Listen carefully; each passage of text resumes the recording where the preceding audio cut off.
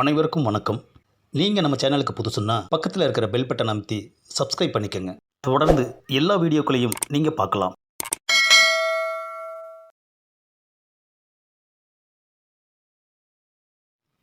அது என்னது மாவன் கன்னத்தில் கையை வச்சுட்டு உக்காந்துருக்கிறாரு. ஏன் இப்படி உக்காந்துருக்கிறீங்க? என்னாச்சு உங்களுக்கு? கண்ணும் கட்டலை மண்ணும் கட்டலடி. மாடியில் குடியிருக்கானே ஒரு நாரப்பைய, அவன் வீட்டை காலி பண்ண மாட்டானான். அட இப்போ எதுக்கு அந்த தம்பியை காலி பண்ண சொல்கிறீங்க? எதுக்கு காலி பண்ண சொல்கிறேனா?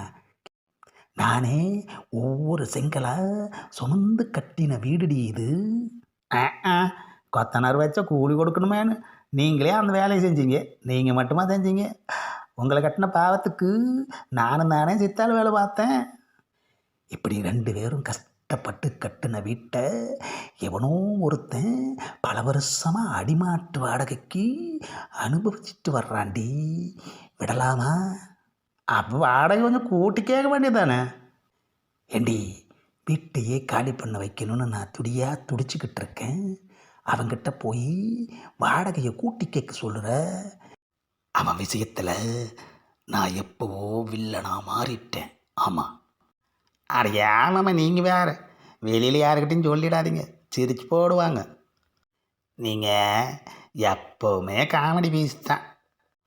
பொண்ணு தாயி, சின்ன தாயிங்கிற பேரை கூட ஒழுங்காக சொல்ல தெரியல. நீங்கள் வில்லனாக்கும்.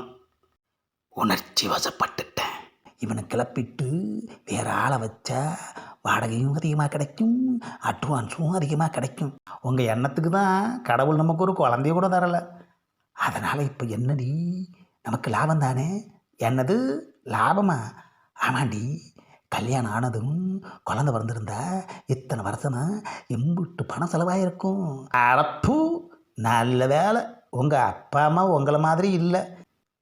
அசிங்கப்படுத்தாதடி, என்னத்தை அசிங்கப்படுத்தாத. எடுத்து விட்டால் நாரி போயிடும். நாரி ஒரு நகை உண்டா, அதுக்கு ஒரு நட்டுண்டா, இல்லை ஒரு பட்டுண்டா, இல்லை ஒரு வட்டு புடவை உண்டா? வேணாம். என்னத்து வேணாம்? நீங்கள் இது வரைக்கும் வாங்கிட்டு இருந்ததில்ல, வட்டியில் போட்டுட்டா விளங்கிடும். வலிக்குது. என்னத்தை வலிக்குது? கல்யாணத்துக்கு எடுத்த பட்டு புடவை தான் இன்னும் வச்சு கட்டிட்டு வர்றேன். தாங்க முடியல. உண்மையாக சொன்னால் தாங்க முடியாது தான். இதுக்கு மேலே அவமானப்படுத்துன அழுதுடுவேன். ஆவுனா இதையே சொல்லி வாய அடைச்சிடுங்க. இந்த லட்சணத்தில் இவர் வில்லனாக போகிறாரு. ஆமாம், வில்லன் ஆயிட்டாலும் விளங்கிடும். ஆஹா, அவன் பிரச்சனையை பேச போய் நமக்கு பெரும் பிரச்சனை ஆயிடுச்சேயா. சின்ன தாய் சொல்கிற மாதிரி முதல்ல வாடகையை கூட்டி கேட்டு பார்ப்போம். இந்த காமெடியை லைக் பண்ணுங்கள், ஷேர் பண்ணுங்கள், மறக்காமல் சப்ஸ்கிரைப் பண்ணுங்கள்.